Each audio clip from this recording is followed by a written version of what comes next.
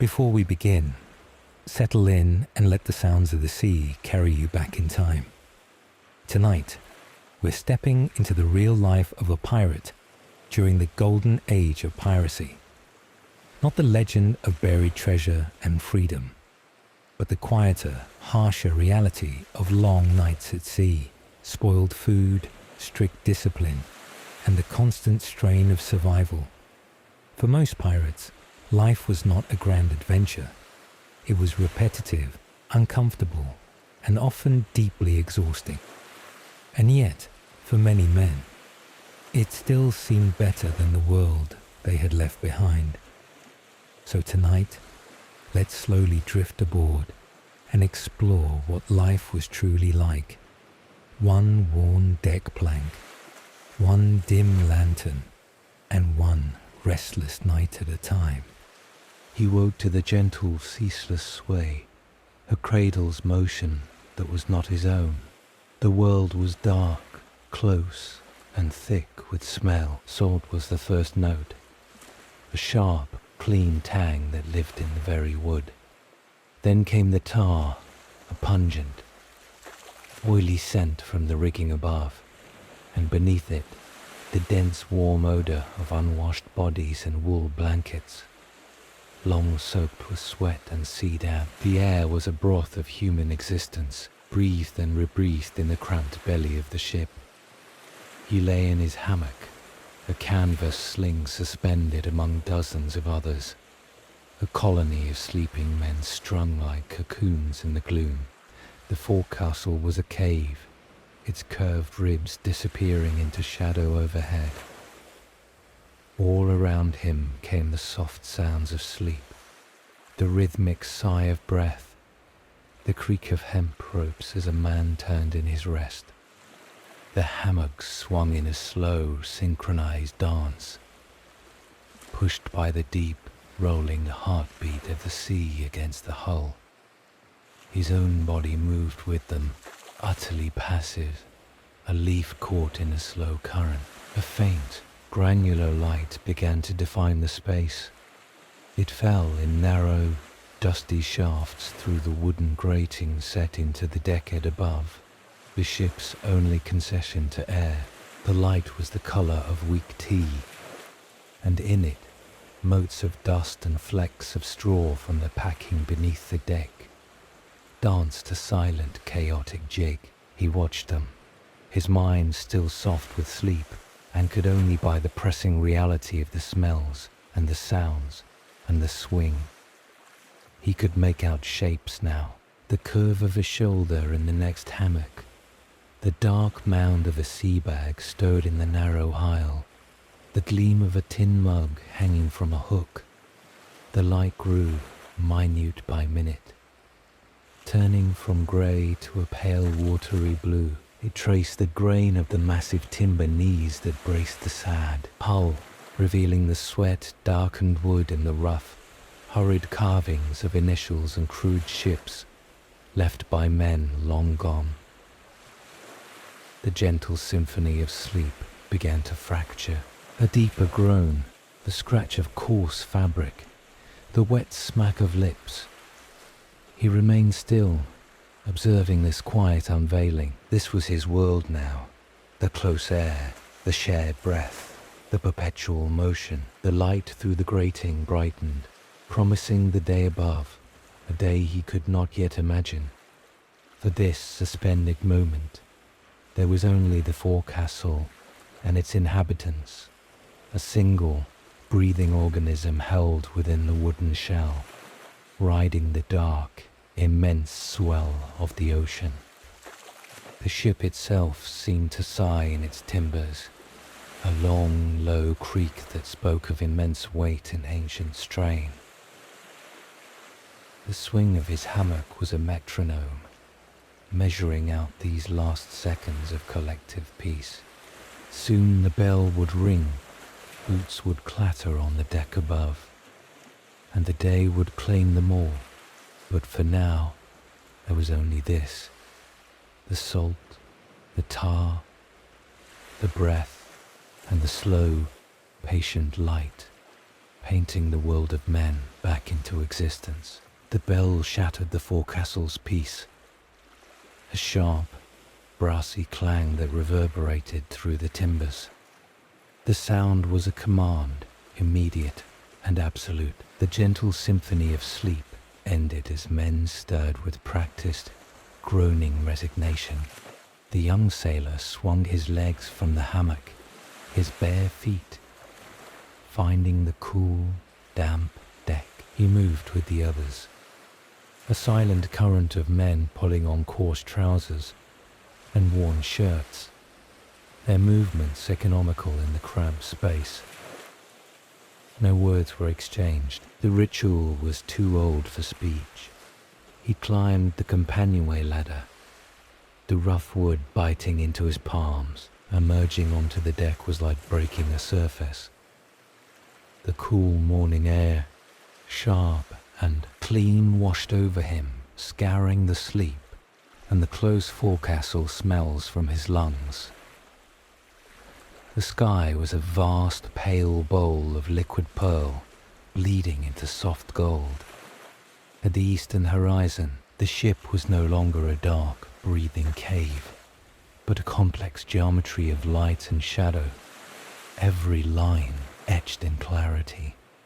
The crew of the new watch moved with a slow, deliberate purpose that contrasted with the suddenness of the bell. They were shadows against the growing light, their motions worn smooth by repetition.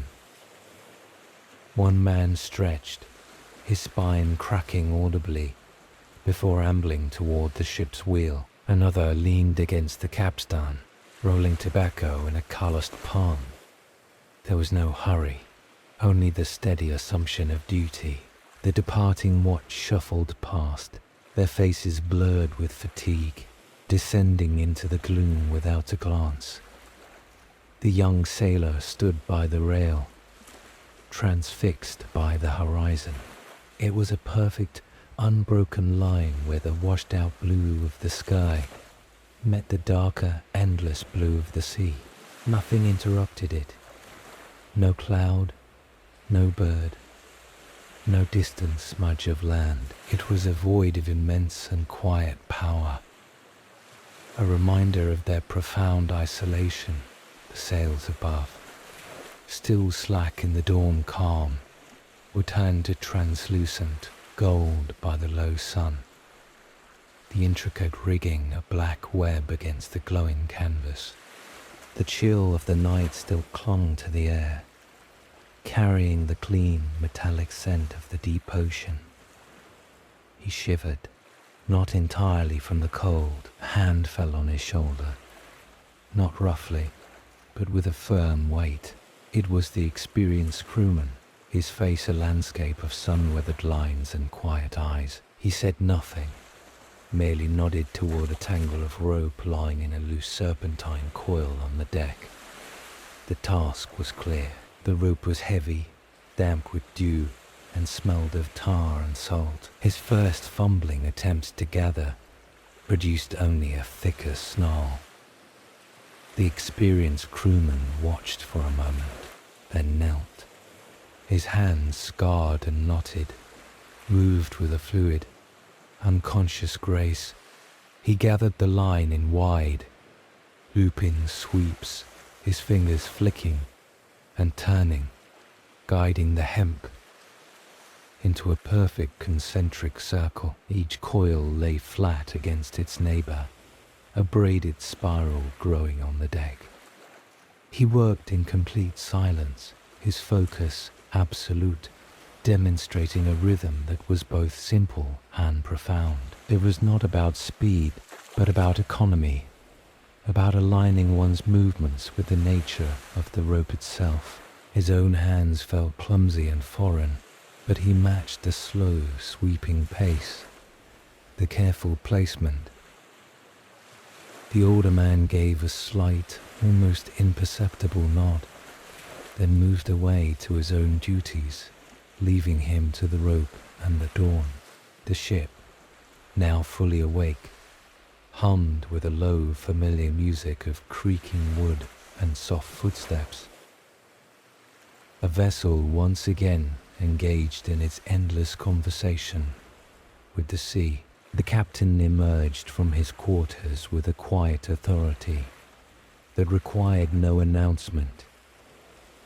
He stood for a moment on the quarter-deck, a still figure against the moving backdrop of the crew. His eyes, pale and assessing, swept the deck from stern to bow, noting the neatly coiled ropes, the trim of the sails, the state of the weather deck. It was a routine inspection, performed with a detached thoroughness that spoke of decades of habit. The morning sun, now climbing, cast his long shadow across the pale planks. At a near imperceptible nod from the boatswain, men began to assemble the tools for holystoning. The young sailor watched as heavy, flat sandstone blocks were brought up from below, their surfaces worn, smooth by countless hours of friction.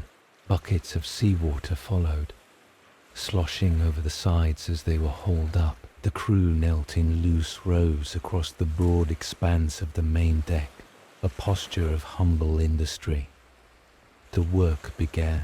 It was a slow, grinding rhythm. A man would dip his holystone into a bucket. The porous rock, darkening with water, then push it forward along the grain of the deck with both hands. The sound was a low, persistent rasp, like a giant exhaling. Back and forth, the length of a man's reach, then a shift sideways, and again. The seawater spread in a thin, dirty film, lifting the grime of tar, salt and foot traffic, leaving behind a damp, pale streak of clean, weathered wood. The smell was potent, wet oak, the briny tang of the sea, and the faint, mineral scent of the stone. It scentified, transforming from a gentle warmth to a pressing weight. It baked the shoulders of the kneeling men, drew sweat from their brows that dripped and mingled with the seawater on the deck. The young sailor's own muscles, still unaccustomed to the labor, began to protest. A dull ache settled deep in his shoulders and lower back, a burning tightness in his thighs. Each push of the heavy stone became a conscious effort, a small battle against his own body's reluctance. His mind, untethered by the monotony of the motion, began to drift. The repetitive rasp, the smell, the heat, they merged into a single, endless sensation. He watched his own hands, already reddening, guiding the stone over the same square foot of deck he would return to moments later. This was the reality, far removed from any dream of adventure. This was the unglamorous core of the voyage, the maintenance of order against the relentless chaos of salt and sun and use. The vast, empty horizon he had marveled at earlier now seemed less a vista of freedom and more a wall, enclosing them in this cycle of toil. The captain completed his silent circuit and retired below. His inspection satisfied, the work continued unabated. The young sailor fell into the rhythm, his thoughts dissolving into the physicality of it, the scrape, the push, the slight give of the wet wood beneath the stone. The deck, foot by foot, was scoured clean, its pale face offered up to the sky. It was a task without end. For tomorrow the salt would crust again, the tracks would reappear, and the stones would be brought out once more. This was the ship awake, not in dramatic spectacle, but in this quiet, relentless act of preservation, a slow sanding away of the sea's constant claim, performed under a sun that promised only more of the same. By midday, a new scent wove itself into the ship's tapestry of tar and brine. the smell of cooking, simple and profound. It emanated from the galley, a low box-like structure, abaft the foremast, its stovepipe issuing a thin, greasy plume that the wind shredded instantly. Within that sweltering closet the cook presided. He was a man of few expressions, his face permanently flushed from the constant heat, his forearms glistening with the sheen of sweat and old grease. He moved in the confined space with a careful, deliberate economy, a dance around the small, black iron stove that glowed with a fierce, hungry heart. The meal was a ritual of transformation. From a barrel of brine he hauled a piece of salted beef, dark and hard as wood. This he placed in a bucket of seawater drawn that morning, letting the ocean itself begin the slow work of leaching out the preserving salt, softening the unforgiving flesh into something a tooth might challenge. Nearby, a pot of dried peas simmered, swelling slowly in the hot water, their dull green becoming something slightly more vital. The true staple, the hardtack, sat in a woven basket. These biscuits were pale, thick, and implacably solid, more akin to ship's timber than bread. They were infamous, capable of lasting decades and of breaking teeth. The cook took a few and tapped them sharply against the stove's iron side, a practiced motion to dislodge the weevils that often lived within, tiny white grubs that tumbled out to be swept indifferently into the ash box. The galley was an inferno of focused heat. Smoke from the stove clung to the low ceiling before finding the pipe, and the air wavered with the haze of steam from the pots. The cook worked in silence, his world reduced to the textures of food and the management of fire. He used a long metal hook to adjust the stove's door, controlling the flame with a touch. The sounds were the bubble of peas, the hiss of steam on hot iron, the solid thunk of the cleaver as he portioned the now softened beef. On deck, the crew prepared to receive this bounty. They assembled by mess, groups of 6 or 8 men, each with their own tin plate and mug. They queued without conversation, their faces blank with a hunger born of morning labor. The cook's mate, a boy with soot-smudged cheeks, ladled the food from the galley door, a portion of greyish beef, a scoop of mushy peas, 2 biscuits placed carefully on each plate. It was a transaction performed with silent efficiency. The men ate in shifts, finding spots on the deck, their backs against the bulwarks or seated on coils of rope. They ate with a focused intensity, their eyes rarely lifting from their plates. The food was bland, a monotony of salt and soft texture. The peas were mealy, the calm, beef fibrous and tasting strongly of the sea it was cured in, the hardtack requiring prolonged soaking in the pea broth to become merely chewable. There was no joy in the eating, only a deep functional necessity. Each man worked through his portion with a steady mechanical pace, scraping his plate clean with a corner of biscuit. For the young sailor, sitting with his mess, the meal was a lesson in sustenance, stripped of pleasure. It was fuel, plain and simple. Yet, as the warm weight of it settled in his stomach, he understood its vital importance. This unremarkable food was the engine's coal. It repaired the muscles worn from holistonning. It fortified the body against the chill of the coming watch. It maintained the fragile human machinery that kept the ship sailing. The blandness was irrelevant. What mattered was the heat, the substance, the temporary cessation of the hollow feeling in his gut. He watched the experienced crewman beside him finish his last bite, wipe his plate with a final bit of biscuit, and pop it into his mouth, his gaze already turning toward the horizon, toward the next task. The galley's bounty was not about flavor.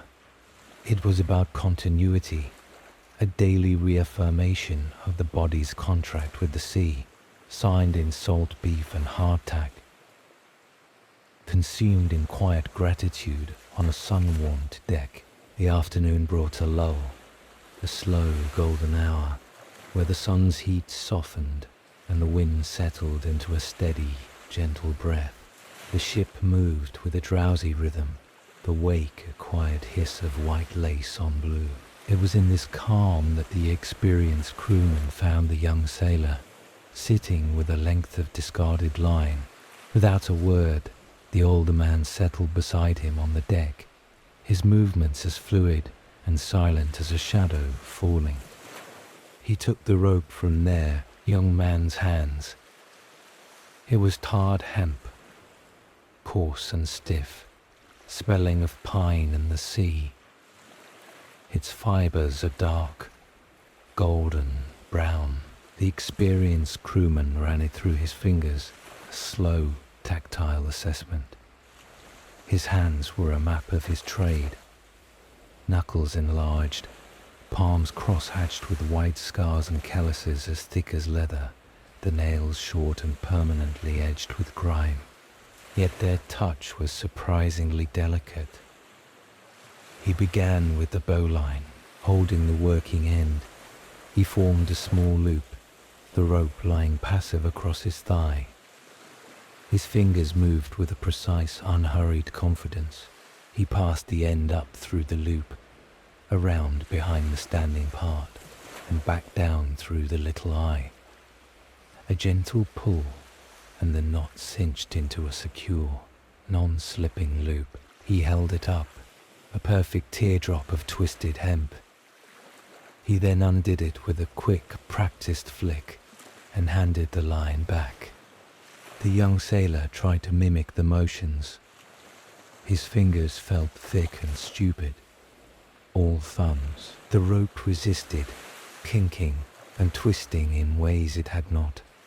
For the older man, the experienced crewman watched, his face impassive. He did not speak, but simply reached over and guided the young man's hands with his own, repositioning a thumb. Here, adjusting the tension there. The lesson was entirely tactile, a language of pressure and movement. After several clumsy attempts, a crude approximation of a bowline formed. The older man gave a single slow nod. Next came the clove hitch. The experienced crewman demonstrated its use, looping the rope swiftly around a belaying pin. Two simple overlapping turns, a tuck and a pull. A knot that held fast under strain but could be undone with a push when needed. He showed how it was for securing lines temporarily, for making fast to a spar or a rail. The young sailor practiced his focus narrowing to the dance of hemp over wood, the creation of friction and lock. Then the reef knot, the sheet bend. The figure 8. For each, the experienced crewman would tie it once, slowly, letting the pattern imprint itself in the air. Then he would hand the rope back. His silence was not stern, but patient. A space for the knowledge to sink in through the hands, not the ears. The names were murmured just once, low and gravelly, as if the words themselves were knots. Bowline, won't jam, for a loop. Clove hitch, for fastening. Reef knot, for binding, not for joining lines.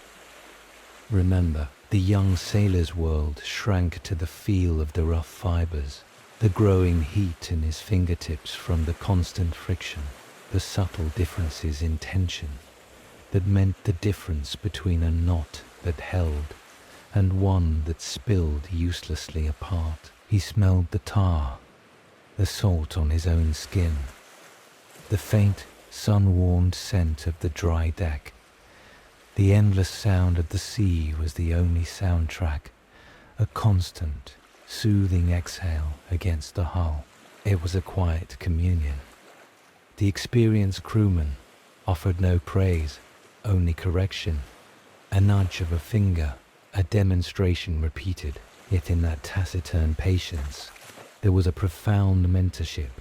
He was passing on the silent alphabet of the sea, the fundamental stitches that held their wooden world together. As the sun dipped lower, casting long amber shadows across the deck, the young sailor finally managed a series of knots without immediate guidance. They were ugly, uneven things compared to the older man's effortless creations, but they held their shape. The experienced crewman looked at them, then out at the horizon, his weathered face softening, almost imperceptibly. He said nothing. He didn't need to. The lesson was in the rope, in the worn hands, in the quiet shared understanding that these few twists of hemp were, in their way, as vital as the wind in the sails. They were order made tangible, a small defense against the chaos of the deep, learned in the afternoon lull to the sound of the sea's endless breath. Behind the polished door of the stern cabin, the world was distilled to calculation and quiet light. The captain's sanctuary was a study in contained order, a stark contrast to the organic, salt-stained life of the deck. Walls of dark, oiled walnut paneling absorbed the gentle sway of the ship, giving the space a grounded, almost terrestrial solidity. The air held a different perfume, the faint, sharp scent of iron gall ink. The beeswax used to polish the furniture, and the dry, clean smell of parchment and old books by the light of a gimbaled lantern, its flame steady in its brass cage. Despite the ship's motion, the captain sat at his broad desk, which was bolted to the deck. Before him lay the ship's log, a heavy volume bound in salt-spotted leather. His hand, less calloused than those of his men, but marked with fine lines and ink stains, moved with a slow, deliberate precision. The nib of his pen scratched a soft, steady rhythm onto the page, recording the day's vital statistics. Latitude and longitude deduced from the noon sighting, the state of the wind and sails, the distance run, the barometer's reading. The entries were devoid of emotion, a skeletal narrative of progress and condition. To his right lay the navigational charts, large sheets of creamy paper weighted at their corners with polished stones. They were landscapes of potential, not memory. Upon them the world was reduced to elegant lines, the sweeping curves of coastlines, the stippled warnings of shoals, the vast empty plains of open ocean, crossed with a spider web of rum lines. Their own course was a pencil line, inching across the void, a fragile thread of intention. He updated it now, his parallel runers and dividers making small, clicking sounds against the paper. His thoughts were not of destinations, but of vectors and forces. He calculated the set of a current reported weeks ago, estimated its lingering push against their hull. He factored the consistency of the trade winds, the slow, inevitable consumption of their freshwater stores, the diminishing weight in the breadroom. Around him, the tools of his command rested in purposeful array. A brass sextant lay in its lined case, its mirrors and arcs gleaming dully. A chronometer, the ship's fragile, ticking heart, was secured in a padded box, its face a pale moon in the lantern light. A barometer hung on the aft wall, its mercury column, a silent oracle he consulted multiple times a day. These were his conduits to the invisible truths of their journey. The angle of the sun, the passage of time, the weight of the air. His burden was a quiet one, a constant, low-grade pressure distinct from the physical strain of the deck. It was the weight of all variables, known and unknown. He thought of the men not as individuals, but as a collective health, a store of energy that must be managed as carefully as the salt beef. He calculated the wear on the sails, the stress on the rigging, the integrity of the hull below the waterline. 100 points of potential failure held in his mind's eye, balanced against the wind and the waves. There was no drama here, only the relentless application of reason to the sea's chaos. The lantern's glow pooled on the desk, isolating him in a sphere of warm light. A lone mind charting a course through an immensity of blue, his authority inscribed not in shouts, but in the steady scratch of pen on paper, the careful slide of brass rulers, and the silent, heavy knowledge that upon these numbers and lines rested the lives of every soul aboard.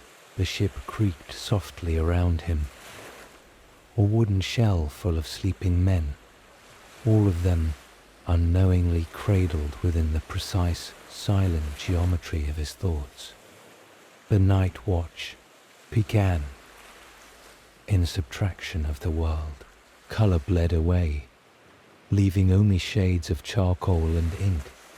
Solid forms dissolved into silhouettes, and the vast familiar deck became a landscape of uncertain shapes and deep pools of shadow. The young sailor took his post near the starboard rail, the weight of the duty settling upon him like a cloak woven from the cool, damp air.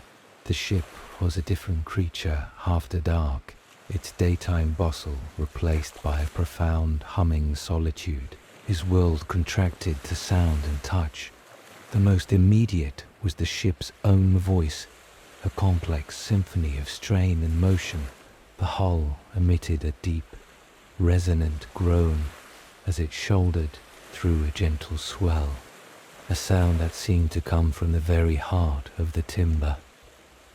The rigging added a higher register, the soft, rhythmic creak of hemp lines tightening and slackening, the faint metallic chime of a loose shackle tapping a mast in the breeze, the intermittent slap of a loose corner of canvas. Beneath it all, constant as breath, was the hiss of the sea itself, a white noise of water parting along the copper-sheathed hull, a sound so pervasive it became the silence against which all other noises were defined. He tilted his head back. The sky was no longer an empty blue bowl, but an immense, inverted abyss, sown with cold, crystalline fire.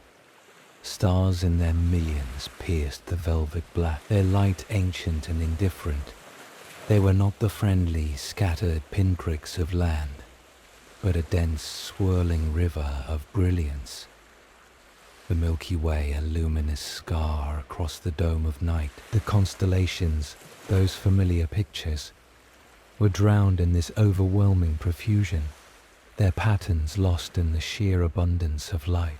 The vastness above mirrored the vastness below, and he stood at the precise, insignificant point between two infinities. The isolation was not frightening, but profound. It was a physical sensation, a cool hollowness in the chest. The sleeping ship below decks felt distant, a separate realm. The few other men on watch were mere shadows at their stations, silent and still.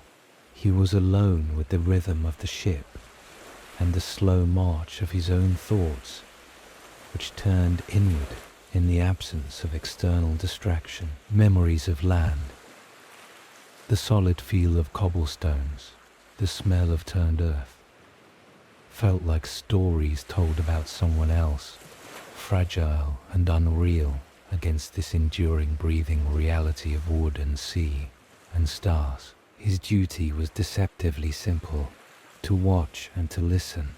There were no ropes to coil, no decks to scour. His task was pure vigilance, a state of focused passivity. He let his eyes roam the dark horizon, not seeking anything specific, but letting the emptiness imprint itself. He tuned his ears to the ship's chorus, learning its normal language so that any new note, a change in the wing's pitch, an unfamiliar groan from the timbers would stand out as a warning. The cold seeped through his jacket, a clean, sharp contrast to the day's remembered heat. Time lost its meaning, measured not in bells but in the slow arc of constellations wheeling overhead, in the gradual cooling of the deck beneath his feet, in the deepening of the night's chill. He was a sentinel, a small, conscious point of observation, adrift on a dark sea, his entire purpose to bear witness to the immense, quiet conversation between the vessel and the deep. The rhythm was not one of action, but of attention, a slow, steady beat synced to the creak of the ship and the hiss of the water, a solitary pulse in the heart of the night. The distant light was a tiny, unwavering pinprick on the starboard quarter, a single cold star that refused to blink with the ocean's sway. He spotted it during one of his slow, scanning sweeps of the horizon, a point of order in the formless dark. It caused no quickening of his pulse, no shout of alarm. Its presence was noted with a calm, almost detached recognition, a fact to be filed away. It was another ship, miles away, a stranger on the same vast plain, bound on its own unknowable business. The light, like a lantern hung at its stern, was a testament to another pocket of warmth and human breath. Adrift in the immense night, a parallel existence that would never intersect with their own. He watched it for a long while, a solitary eye answering his own, until the slow yawing roll of their ship finally hid it behind a swell. Time stretched into a tangible substance, thick and slow as cold syrup. The initial sharpness of his night vision had long since settled into a dull, accustomed clarity. The cool air had seeped past his jacket, finding the seams, settling into his bones with a damp persistence. Fatigue was a quiet companion, not a sudden weight, but a gradual accumulation. A heaviness behind the eyes and a slight tremor in his legs from standing motionless for hours. He shifted his weight from one foot to the other, the small movement a minor rebellion against the stillness. The ship's motion, once a thing to be noted, had become hypnotic, a ceaseless, gentle rocking that felt like the heartbeat of the world itself. It was easy to let his mind drift with that rhythm, to become a passive part of the machine. The creak, the hiss, the roll, the sigh of wind in the rigging. A loop without beginning or end. His thoughts grew soft at the edges, blending with the sensory input, until he was barely thinking at all, merely existing as a receptor. The taste of salt was on his lips.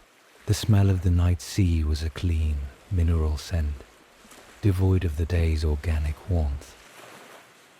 The deck beneath his feet, worn smooth by countless boots, was cool and slightly damp with condensation. He heard the soft, wet exhalation of a dolphin breaking the surface somewhere off the bow, a fleeting, living punctuation in the inorganic symphony. He did not turn to look. The sound was simply absorbed into the watch, another note in the endless song. Then, cutting through the drone, came the clear, bright sound of the bell. It rang twice, the tones pure and metallic, marking the end of the watch. The sound was both a release and a small shock, a sharp redefinition of time. Almost instantly, the shadowy form of his relief appeared, a darker shape against the dark, moving with the quiet tread of a man not yet fully awake. They exchanged no words, only a nod that was felt more than seen in the gloom. The transaction of duty was complete. Turning away from the rail felt like stepping out of a trance. The immense, star-filled sky receded, becoming merely the ceiling of the world again. He moved toward the companionway, his legs stiff and reluctant. The descent back into the ship was a journey into a denser, warmer darkness. The sounds changed, from the oaken windy noises of the deck to the close, intimate sounds of the sleeping vessel, the louder groan of timbers, the gurgle of water in the bilge, the chorus of snoring and rustling from the forecastle. The air grew thick with the familiar, slept-in smell of the crew's quarters. He found his hammock in the near-total blackness by touch and habit, swinging into its familiar, cradle-like embrace. The cold began to leach from his limbs, replaced by the accumulated warmth of dozens of sleeping bodies. Above him, the deck creaked as the new watch took up the vigil. The vast, silent night, with its distant light and cold stars, was sealed away, replaced by this close, breathing wooden womb. His watch was over. The rhythm continued without him. A pulse fell through the planks against his back as he slid into a sleep as deep and dark as the sea. The seam was a dark, grinning line in the pale deck, a flaw in the ship's wooden skin that had begun to weep seawater into the hold below. It was a small betrayal, a reminder that the sea's embrace was a constant, insidious pressure.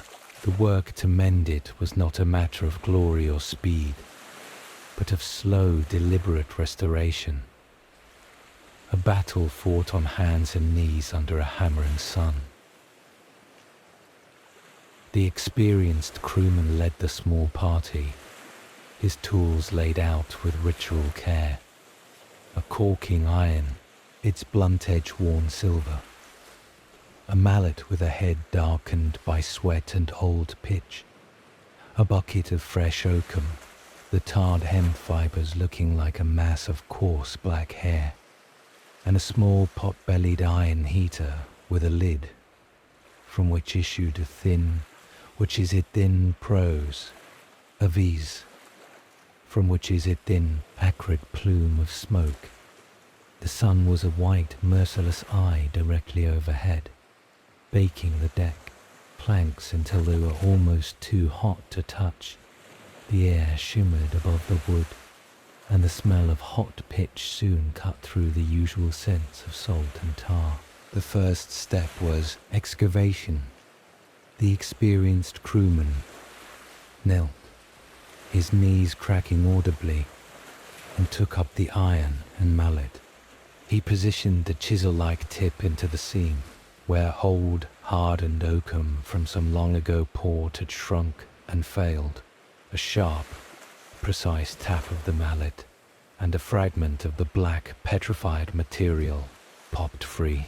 He worked down the line, tapping and digging, each blow a dry, percussive talk that echoed faintly in the still air. The young sailor's job was to follow, picking out the loosened fragments with his fingers, the old oakum crumbling to a gritty dust that stained his hands black. The work was tedious, a slow unpicking of the ship's ancient stitching. With the seam cleaned, a narrow, deep channel now lay between the planks.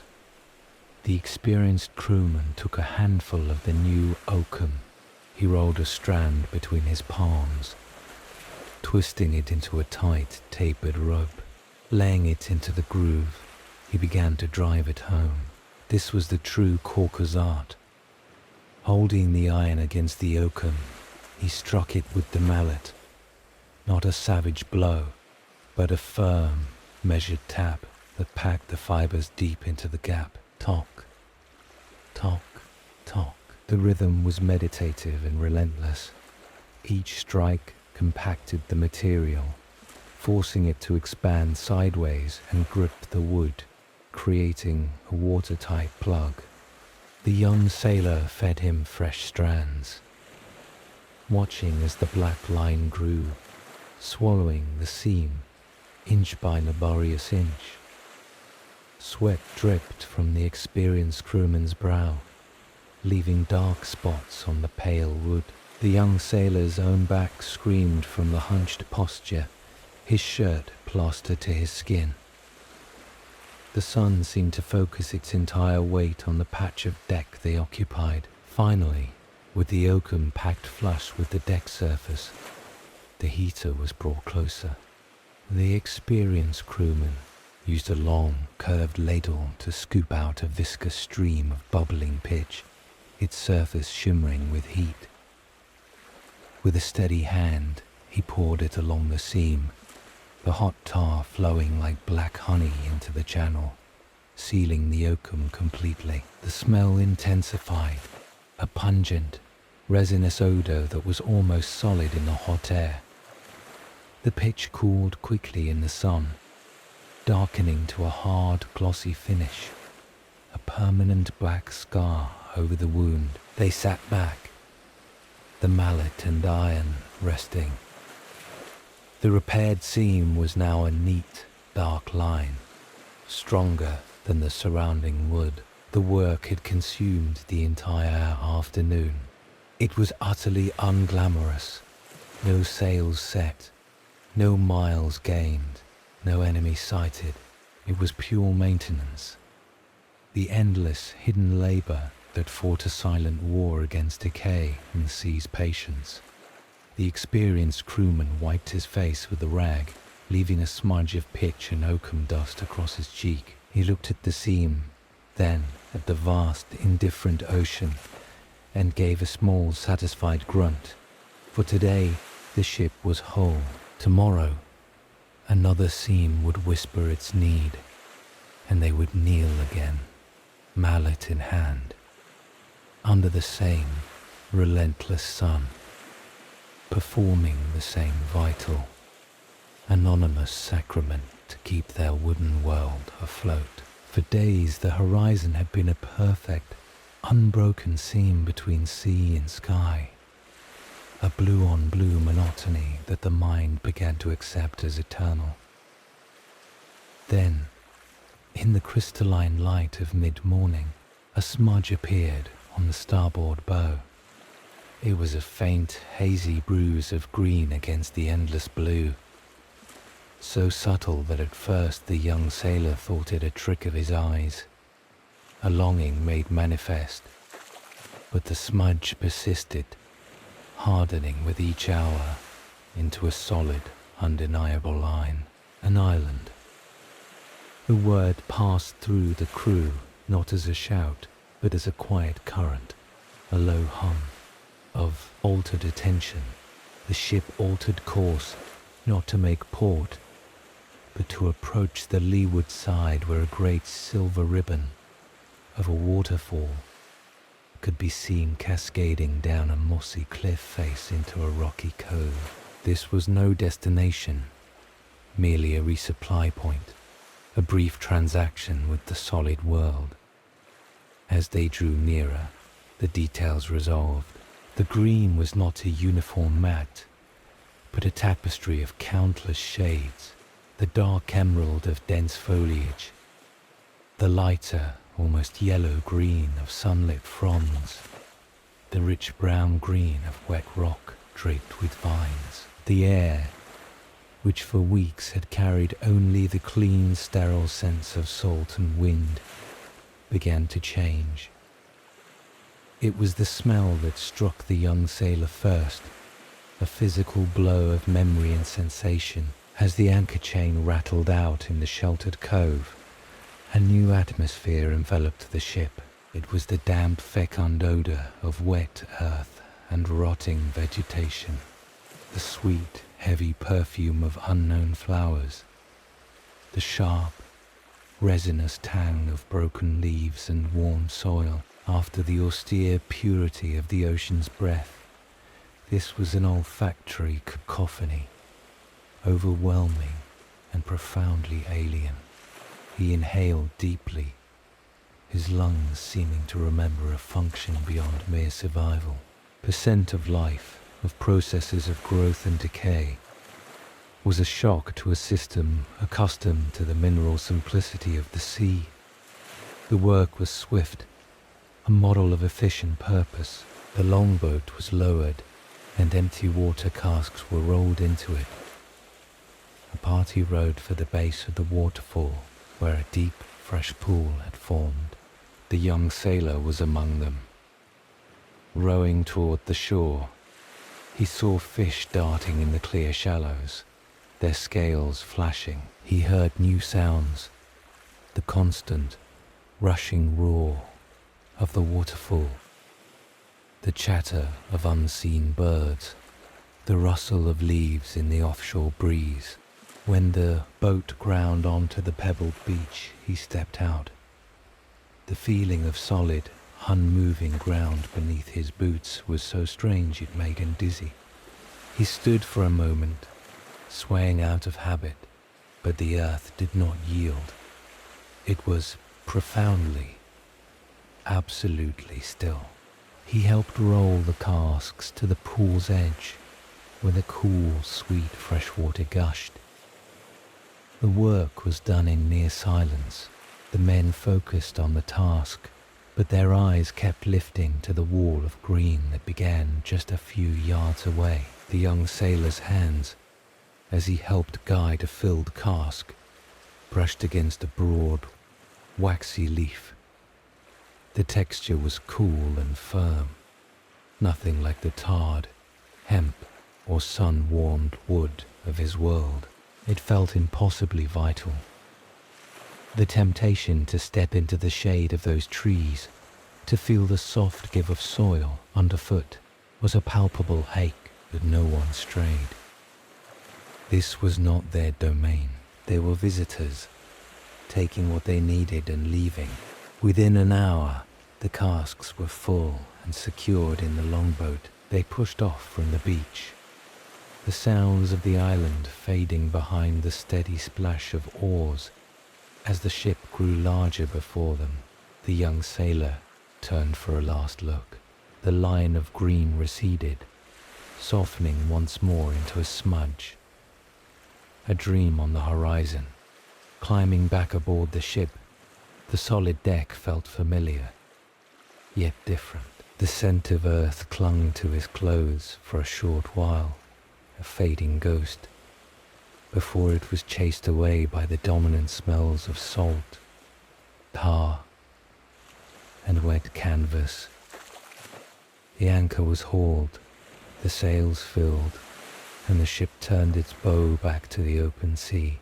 The island dwindled astern, a brief, tantalizing parenthesis in the long sentence of the voyage. That breath of land, that shocking smell of soil and growth, had not made the sea feel smaller. Instead, it reinforced the ship's totality. The solid world was a fleeting memory, a momentary scent on the wind. Here, on these planks surrounded by the endless blue, was their entire universe, a self-contained wooden island, sailing through an eternal ocean.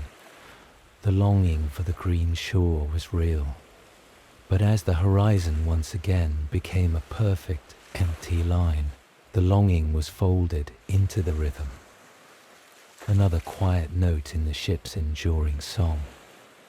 The land was a whisper. The sea was the constant, roaring truth. The first sign was not in the sky, but in the cabin. The mercury in the captain's barometer fell with a quiet, relentless certainty, the silver column sinking in its glass tube, as if pulled by a hidden weight. The news travelled through the ship, not as an alarm, but as a subtle shift in pressure. A collective intake of breath. The captain emerged onto the quarterdeck, his face a mask of calm assessment. His eyes, pale as sea ice, scanned the western horizon where the sky met the water in a hard, brassy line. He gave a series of quiet, precise orders to the boatswain, his voice low and steady, carrying no further than necessary. So mentions of quiet, precise orders. To the boatswain, his voice low and steady, carrying no further than necessary. His voice low and steady, carrying no further than necessary. His brawl, as lower praised, as Teton. The crew moved with an urgent calm, a practiced choreography of preparation. There was no panic, only a profound concentration that settled over the deck like a second skin. The young sailor watched as men became extensions of the ship itself, their movements efficient and devoid of wasted motion. Everything that could move was secured. Loose barrels were lashed down with double turns of rope. The ship's boats were checked and rechecked for the security of their lashings. The galley fire was doused, its iron chimney capped. The hatches to the hold were battened, heavy tarpaulins pulled taut and nailed fast at the edges. Work was performed in near silence, punctuated only by the slap of rope on wood, the grunt of effort, and the low, terse commands of the petty officers. Aloft, the topmen were already at work, their silhouettes spider-like against the darkening sky. They reefed the sails, gathering in great swathes of canvas, and tying them fast to the yards with thin lines, reducing the ship's spread of cloth to stout, manageable triangles. The ship, once a creature of full-bellied grace, was being stripped for battle, its wings clipped in anticipation of the coming fury. The light itself was changing, bleaching of colour. The sun, obscured by a high, milky veil of cloud, became a dull silver coin, casting no shadows. The sea, a moment ago, a deep, friendly blue, turned the colour of tarnished lead, its surface developing a hard, oily sheen. The swell was the true herald.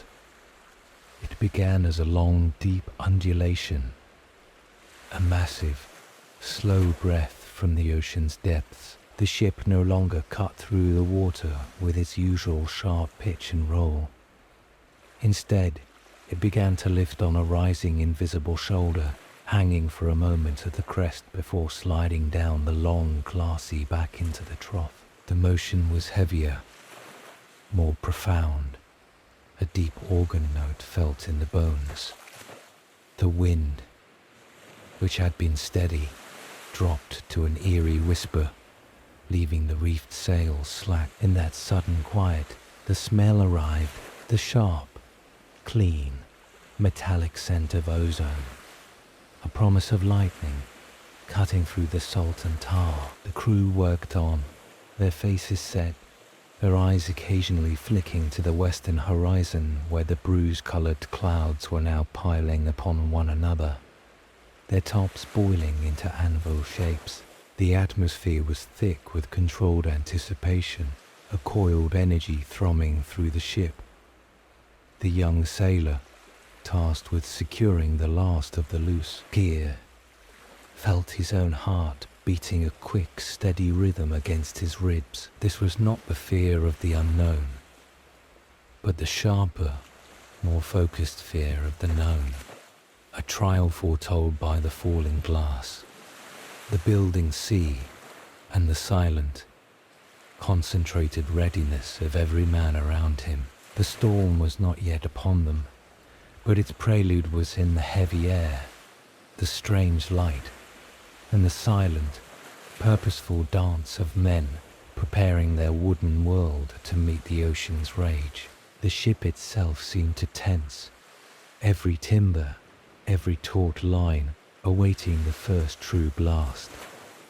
The storm announced itself not with a single cataclysmic crack, but with a gradual, total immersion in its reality. Inside the forecastle, the world became a dark, swinging box of sound and sickening motion. The gentle, cradle-like sway was gone, replaced by a violent, unpredictable lurch that threw the hammocks into a crazed pendulum dance.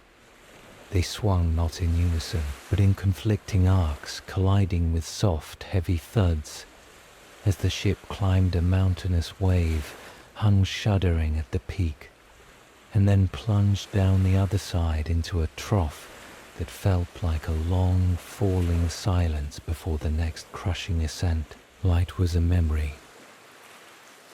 The grating above was sealed tight with a tarpaulin, plunging the crew's quarters into a profound, stuffy blackness, broken only by the faint, ghostly phosphorescence of seawater seeping through the deck seams, now tracing glowing lines on the planking overhead. The air grew thick and hot, saturated with the smell of wet wool, fear sweat, and the damp fungal odor of the bilge below, agitated by the violent motion. Sound was the new landscape. It was a layered, overwhelming symphony of violence. The most immense was the crash of waves against the hull, a deep, booming concussion that vibrated through the timber and into the bones of the men trying to rest. It was followed by the furious hiss of water racing down the deck above, a sound like a river in spate. The ship's fabric contributed a chorus of agonized protest, the groaning of massive knees and beams under strain, a deep wooden scream, the sharp, explosive retort of overtaut rigging, the frantic rattling and banging of every loosely secured item, from tin mugs to spare blocks, in a discordant percussion. Over it all, woven through every other noise, was the wind's shriek. It was not a howl, but a sustained high-pitched tearing sound, as if the sky itself were being ripped apart just inches above their heads. Wedged deep in his hammock, the young sailor braced himself with arms and legs, a human knot against the chaos. His fear was not a panicked thing, but a quiet, cold knot in the pit of his stomach, a hard, dense weight that seemed to anchor him amidst the tumult. Each violent lurch squeezed it tighter. He focused on the sounds, trying to parse them, to find a pattern in the madness. The crash would come, then the groan, then the long, sliding descent into a relative quiet filled only with the wind's scream and the frantic patter of spray before the cycle began again with another booming impact. Beside him, a deeper rhythm cut through the din. The experienced crewman, a vague, solid shape in the next hammock, was snoring. It was a ragged, wet, utterly mundane sound, absurdly human amidst the elemental fury. Each snore was a steady, unconcerned exhalation, rising and falling with a timing unrelated to the ship's violent pitches. That simple, unconscious sound was an anchor more potent than any physical grip. It spoke of a body so accustomed to this violence that it could simply switch off, treating the storm's rage as a lullaby. The young sailor clung to that sound, a thread of normalcy in the roaring dark. It did not lessen the cold knot in his gut, but it framed it. This was not the end of the world.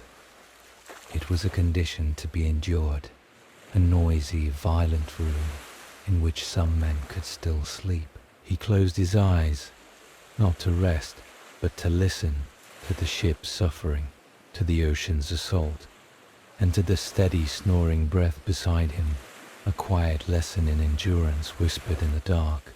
The change was first felt as a softening. The violent, corkscrewing lurches of the ship subsided into a deep, regular roll. The deafening shriek of the wind frayed into a low, weary moan, then faded to a sigh. In the forecastle's absolute dark, the absence of noise was as startling as its presence had been. The young sailor, who had not slept, but had passed the hours in a tense listening trance, felt the shift in his bones. The experienced crewman's snoring had ceased some time before. Now the older man swung out of his hammock with a grunt, his movements sure in the blackness. A faint grey light began to bleed around the edges of the sealed hatch. Climbing onto the deck was to enter a world reborn. The dawn sky was a vast scrubbed sheet of pale, cloudless blue, innocent and calm. The sun, just clearing the horizon, poured a clean, honeyed light over everything, gliding the wet masts and sparkling in the countless droplets that clung to every rope, every rail, every fold of canvas. The air was cold and sharp, washed pure of the storm's metallic rage, carrying only the clean, damp scent of the sea and soaked wood. It was a world washed clean, every surface gleaming under the new day. The crew was already at work, moving with a quiet, methodical purpose that held no residue of the night's terror. They moved across the deck, which still sloshed with ankle-deep water in the scuppers, their eyes cataloguing the toll. The damage was not catastrophic, but it was everywhere. A fore-top-gallant sail hung in ragged streamers from its yard, torn by the wind's claws. A spar on the starboard side had worked loose in its fittings, swaying with each roll in a way that spoke of urgent repair. Lengths of rope lay in sodden, tangled snakes, and a section of the starboard bulwark showed a fresh white scar where a loose block had been hurled against it. The work of repair began immediately, without discussion or ceremony. The boatswain pointed, men nodded, and tools were fetched. The young sailor was set to coiling and inspecting the miles of wet running rigging, his hands numb from the cold seawater. Others climbed aloft, their movements careful on the spray-slick shrouds, to survey the damage to the sails and secure the loose spar. The sound of hammers and the rasp of saws replaced the storm's symphony, a practical music of restoration. There was no celebration of survival, no backslapping relief. The ordeal was over, and its only legacy was a list of tasks. The storm was already being folded into the ship's history, an incident noted without embellishment in the log, a quiet testament to endurance measured not in heroics, but in the mending of torn canvas and the tightening of a spar. The captain walked the deck, his boots leaving dark prints on the wet planks. He paused by the damaged bulwark, ran a hand over the splintered wood, and gave a short, quiet order to the carpenter. His face was calm, etched with fatigue, but devoid of alarm. The storm was a calculation that had been resolved. Now came the accounting. The young sailor, coiling a heavy, waterlogged line, watched the men at work under the immense clear sky. The terror of the dark hours seemed distant, almost unreal in this bright, dripping world. The fear had been real, but this, the chill in his fingers, the weight of the wet rope, the focused industry around him, this was more real. It was the answer to the storm, not defiance, but repair. The ship and the men who served it had ridden the swell. Now under a sky of impossible calm, they simply returned to the work of sailing, their endurance written not in words, but in the precise, practiced motions of tying off, splicing, and making fast, readying their wooden world for the next empty horizon. The evening after the repairs was a gift of calm, a deep exhalation from the sea itself. The air was soft and still, the sky to the west a furnace of ochre and violet, the colors bleeding into the darkening blue above like wet ink on parchment. The ship, its wounds temporarily bound, moved with a gentle, forgiving motion, the wake a quiet, phosphorescent whisper. On the forecastle, a small circle of men had gathered, their work-worn bodies arranged in comfortable, sagging postures against the rail or on overturned buckets. The experienced crewman was among them, and with him, the young sailor lingered at the edge of the circle, a silent witness. The older man had produced a short, clay pipe, its bowl darkened from long use. He packed it with coarse tobacco from an oilskin pouch, his movements slow and deliberate. A flint sparked, a tiny, sharp star in the twilight, and he drew until the tobacco glowed a steady, warm cherry red. The first puff of smoke was sweet and earthy, a scent utterly foreign to the ship's usual palette of salt and tar.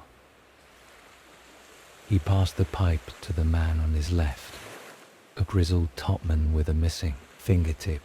There was no ceremony, only the slow, shared rotation of the pipe. Each man drew deeply, holding the smoke for a moment before releasing it in a slow blue-grey plume that hung in the still air before dissolving. The conversation that accompanied the ritual was not conversation as the young sailor knew it. It was a series of fragments, murmured low, punctuated by long silences filled with the soft lap of water against the hull. They spoke not of treasure or battle, but of the sea's peculiarities. The topman mentioned a voyage where the wind died for 40 days, the ship trapped on a glassy plain under a brass sun, the water so still they could see the great, shadowy shapes of whales sleeping vertically in the deep. Another, a quiet Dane who worked the pumps, recalled the current of a forgotten coast that ran warm as blood, carrying with it a strange sweet smell and blossoms from a shore no chart recorded. The experienced crewman, when the pipe returned to him, spoke of a port, now silted over and abandoned, where the wharves were made of a strange petrified wood that never rotted, and the only inhabitants were feral cats and a one-legged man who claimed to be a king. These were not boasts, but quiet offerings, pieces of a shared, fragmented map of a life spent on the water. The stories held no moral, no climax. They were simply remembered facts of a world that existed beyond the horizon of this voyage, a world of oddities and long calms, of places that had slipped from the knowledge of maps. The telling was subdued, the voices roughened by salt and smoke, each fragment accepted with a nod or a grunt, a silent acknowledgement of a truth witnessed. The young sailor listened, his eyes moving from the glowing pipe to the faces of the men, illuminated in the dying light. Their features, so often set in lines of concentration or fatigue, were softened. This was the camaraderie of the sea, not the boisterous kind of taverns, but a quieter, deeper fellowship forged in shared hardship and the witnessing of strange, beautiful, and tedious things. It was a fellowship of the weathered, communicated in glances and the slow pass of a pipe. The sun finally dipped below the horizon, leaving the sky a deep, resonant violet. The last ember in the pipe bowl faded to grey ash. The experienced crewman tapped it out against his palm, a tiny dead clump falling to the deck. The men stirred, the moment dissolving as naturally as it had formed. Stiffly, they rose, stretching backs and shoulders, their silhouettes dark against the twilight. They dispersed to their duties or their hammocks without a word, the shared silence now a comfortable one. The young sailor remained for a moment, looking at the empty space they had occupied. The scent of tobacco lingered, a ghost in the cool, salt air, a warm, human smell overlaid upon the immense, ancient breath of the ocean. It had been a small thing. They shared pipe, but in its quiet ritual and fragmented stories, he had glimpsed the true fabric of the life he was now part of, a life measured not in gold, but in strange currents, forgotten ports, and these rare, calm evenings of wordless understanding beneath a painted sky. Discomfort was a constant companion, a layer beneath the labor and the watch. It began as a faint, persistent prickle, a subtle rawness in the skin that grew with each passing day. Salt was the culprit. It was in the air they breathed, a fine, desiccating mist that settled everywhere. It crusted in the folds of their necks, collected in the rough weave of their woolens, and crystallized along hairlines and wrists. After a week, the young sailor's skin felt like parchment, stretched tight and granular over his frame. The itch was not sharp, but a deep, maddening background hum, a sensation that made him want to crawl out of his own flesh. He learned to move with a slight, unconscious stiffness, accommodating a catalogue of minor aches. The old bruises from wrestling wet ropes or being thrown against a bulwark during the storm had faded from violent purple to a sickly yellow-green, but they still announced themselves with a dull throb when he leaned against a rail or stretched for a line.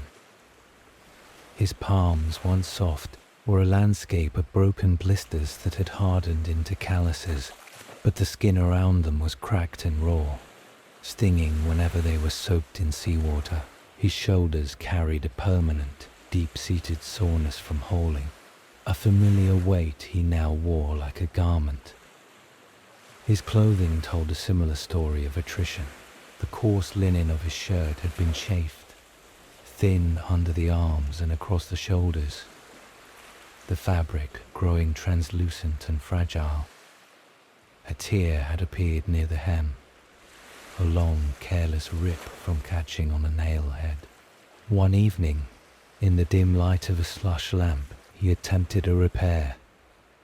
He had no proper needle, but a bent sail needle and some coarse thread borrowed from the sailmaker's scraps.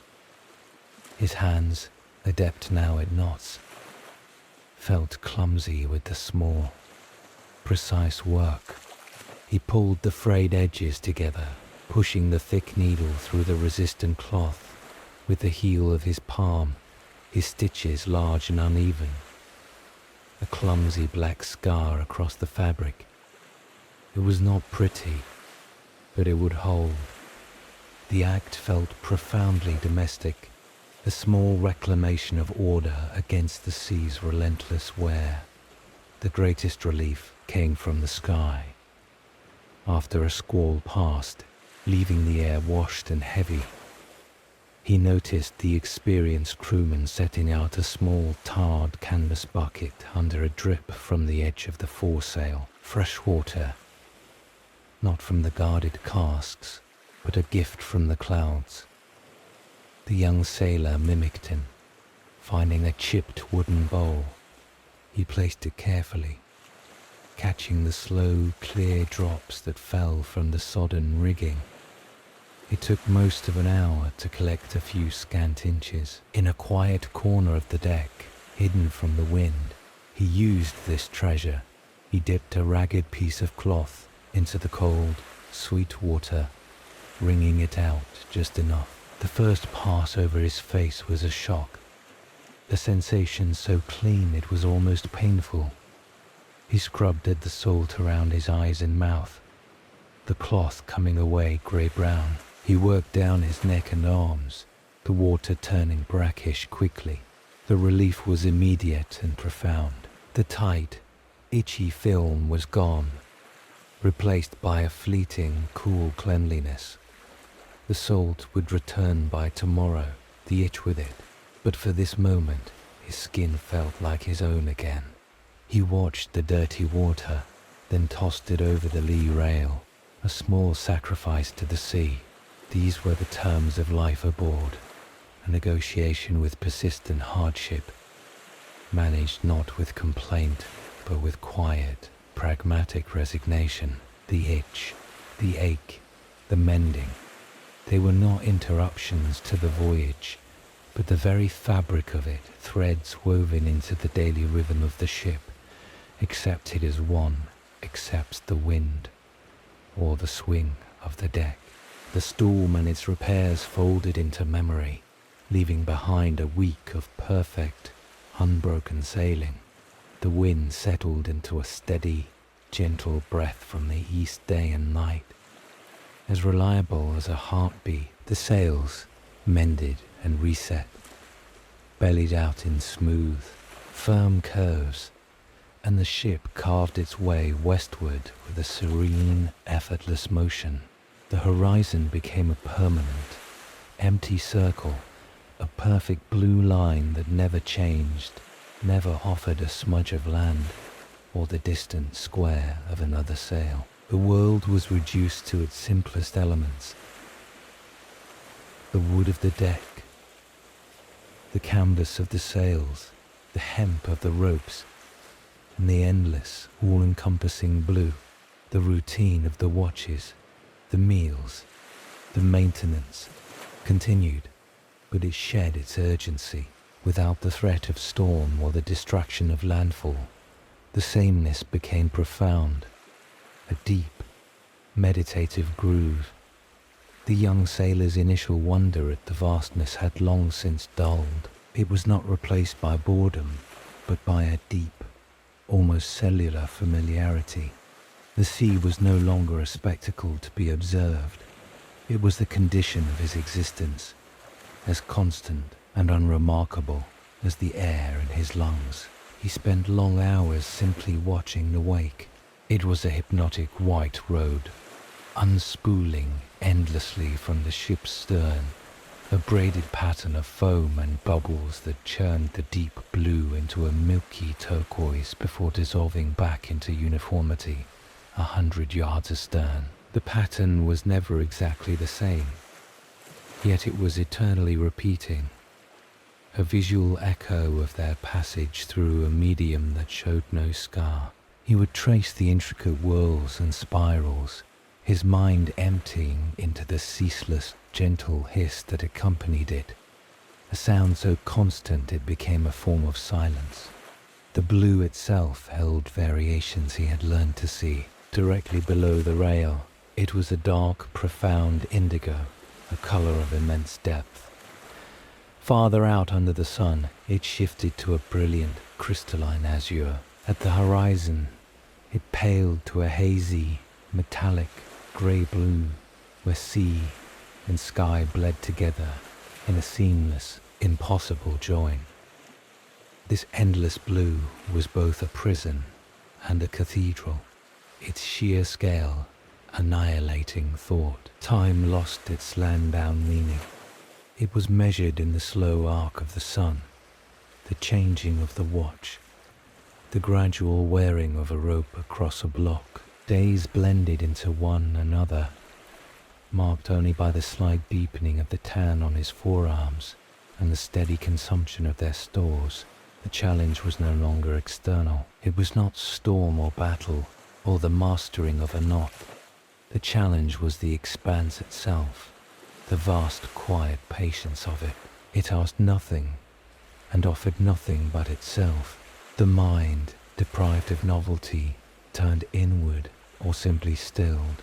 The young sailor found himself able to stand at the rail for an entire watch, his body performing its minor duties on instinct, while his consciousness floated, detached, lulled by the rhythm of the waves and the wind's steady whisper. The immense solitude was no longer frightening. It was immersive. He was a speck on a wooden chip, moving across a blue so vast it ceased to be a place and became a state of being. The initial thrill of adventure had been sanded away by this endless gentle passage, replaced by a quiet, weathered acceptance. The empty sea was not an absence, but a presence, the most dominant fact of his new life, a great, blue silence in which the ship's daily rhythms became a kind of prayer, a small, ordered noise against the timeless, patient deep. The captain's summons came not with a shout, but with a quiet order passed from man to man. In the late afternoon, with the sun a warm, forgiving gold, the crew assembled on the quarterdeck, a loose, uneven semicircle of weathered faces and folded arms. They stood not at rigid attention, but with the relaxed posture of men, gathered for a necessary, familiar rite. The air was still, the only sound the soft creak of the ship and the gentle hiss of the wake. This was not a moment for drama, but for the recitation of law. His voice, when he began, was calm and clear, carrying easily in the quiet. It held no theatrical flourish, only the flat, measured tone of a man, stating facts. He read the ship's articles, the social contract that governed their floating world. The words were practical, unadorned, a framework for survival and profit in a lawless expanse. First came the division of plunder. Each man's share was specified with mathematical precision. A full share for an able seaman, a share and a half for the boatswain, and the carpenter, 2 shares for the mate, and 2.5 for the captain himself. Compensation for injury followed. A cold calculus of flesh and future. The loss of a right arm was worth 600 pieces of 8, a left arm 500. An eye or a hand was valued at 100. The amounts were read without emotion, a ledger of potential suffering. A promise that a man's sacrifice would not leave him destitute on a foreign quay. Conduct was codified in simple, severe clauses. Fighting aboard ship was forbidden, with the penalty being marooning on the first empty shore. The theft of a shipmate's goods meant the thief would have his ears and nose slit. Desertion during a chase meant death. The punishments were stark, biblical in their simplicity, designed for a society with no prison but the sea itself. Yet woven among these brutalities were strands of a strange democracy. Major decisions, the choice of a quarry, the selection of a safe anchorage, were put to a vote. The captain's authority in chase and battle was absolute, but in matters of common destiny, each man from the greenest hand to the most seasoned gunner held a single equal voice. The young sailor listened, his eyes moving from the captain's impassive face to the faces of the crew. They listened with a quiet, knowing attention, some nodding slightly at certain clauses, their features set in lines of acceptance. This was the architecture of their lives. The articles were not ideals. They were tools, as practical as a marlinspike or a holystone. They acknowledged the darkness in men, the greed, the violence, the fear, and channeled it into a functional order. Under this open sky, far from any king's court or magistrate's bench, this parchment was their constitution. It promised a measure of fairness in the division of risk and reward, and it promised a swift, terrible justice for those who broke the compact. The captain finished reading, the last words hanging in the salt-tinged air. He did not ask for agreement. The agreement was implicit in their presence. He simply rolled the parchment and secured it with a leather tie. The crew began to disperse, melting back into the ship's routine, the formal moment dissolving as quietly as it had formed. The young sailor remained for a moment, watching the sun glint off the distant, empty water. The articles had painted a picture of a life both brutal and oddly just, a world where a man's worth and his punishment were spelled out in the same clear hand. It was a structure, a fragile raft of rules built afloat upon the chaos of the deep. The strange democratic order of this lawless life felt, in that moment, more solid and real than any distant land's forgotten edicts. It was their truth, read aloud under the vault of heaven, a contract written, not on stone, but on the mutable sea. The bed idea came with the afternoon's languor, a simple break from the blue monotony. The experienced crewman produced a coil of stout fishing line from his personal kit, a length of tarred hemp with a heavy barbed hook lashed to its end. He baited it with a tough scrap of salt pork, the fat gleaming white. Without ceremony, he dropped the weighted line over the lee rail, paying out the coil until it trailed far astern in the ship's bubbling wake, a single, hopeful thread in the immense blue. Others followed suit, a few men rigging similar lines, their movements unhurried, more ritual than expectation. The ship sailed on, towing its silent invitations. For an hour, nothing. The lines remained taut, cutting slight, invisible furrows through the water. The young sailor watched his assigned line, his mind lulled by the sun and the sea's hiss. Then, a violent, shocking jerk. The line snapped straight, the hemp singing as it sliced the water's surface. The wooden, belaying pin it was tied to groaned against the rail. The experienced crewman was there, in an instant, his hands closing on the line, not hauling, but testing the weight with a series of sharp, knowing tugs. A slow, fierce grin cracked his weathered face. He called out a single, low word that brought men ambling over, not running, but with a new light in their eyes. Hauling it in was a shared, wordless labor. The line was a live thing, thrumming with a powerful, deep-seated energy. The experienced crewman took the strain, bracing his legs against the bulwark, pulling hand over hand with a steady, relentless rhythm. Others joined, forming a short chain, passing the thick, wet hemp back along the line, their muscles cording with the effort. The sea resisted, then yielded. A flash of metallic blue and silver broke the surface 20 yards astern. A great muscular shape fighting the pull. A tuna larger than any man aboard. Its body a perfect engine of speed now turned against itself. It thrashed its tail, churning the water to foam. But the hook held. Slowly, inexorably, they drew it closer, the line cutting a deep, white scar through the blue. When it was alongside, gaff hooks were brought.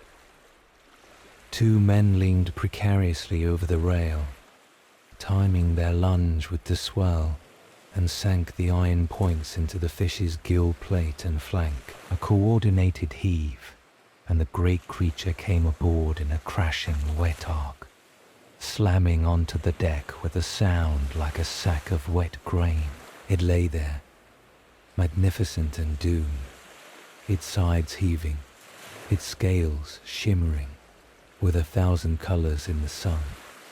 Deep blue on the back, fading to a radiant silver belly. Its eye, large and black as polished jet, stared at the sky with a final, silent intensity. The cleaning was a swift, practiced ceremony. The experienced crewman took a sharp, curved knife. With precise, powerful strokes, he opened the belly from gills to tail, the bright, steaming innards spilling onto a waiting piece of canvas. The smell was rich and briny, a clean, bloody scent utterly different from the odor of salt beef. He carved away the dark meat along the spine, then sliced the deep red flesh into thick, glistening steaks. The work was efficient, almost reverent, a transformation of this wild energy into sustenance. In the galley, the cook's usual grim demeanor softened a degree. He greased a great iron pan with precious save drippings and laid the steaks upon the searing metal. The sound was a fierce, joyful sizzle, and the smell that wafted across the deck was intoxicating. The rich, savory aroma of fresh meat. Cooking, a perfume of profound plenty. That evening, the crew ate not from tin plates, but from slabs of tuna laid on hardtack. The flesh was firm and moist, tasting subtly of the sea, but alive with a flavor that was its own. They ate with a focused, silent joy, their eyes half closed in pleasure, the simple act of chewing this fresh, abundant food, a celebration in itself. Bellies grew full, truly full, for the first time in weeks. The shared work of the catch, the cleaning, the cooking, culminated in this quiet feast under the stars, a break in the routine written not in words, but in the satisfied silence of men with worn, full stomachs, the taste of the ocean's bounty a fleeting, perfect memory on their tongues. The dusk watch brought with it a new duty, a quiet sacrament of light against the coming dark, as the sun bled away in the west, leaving the sky a deep, luminous indigo. The experienced crewman pressed a tinder box and a small oil can into the young sailor's hands and nodded toward the stern. No words were needed. The task was simple, ancient, and vital.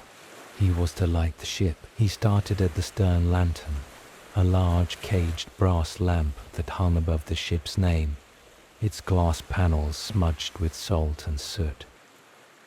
Opening the small door, he trimmed the charred wick with his thumbnail, the carbon crumbling away like black snow. He dribbled whale oil from the can into the reservoir, the fluid thick and pungent.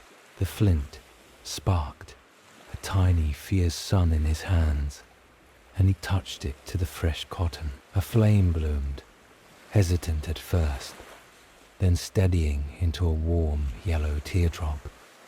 He closed the glass door, and instantly, a soft, buttery radiance pushed back the twilight, painting the stern's carved scrollwork in gold and long, wavering shadows.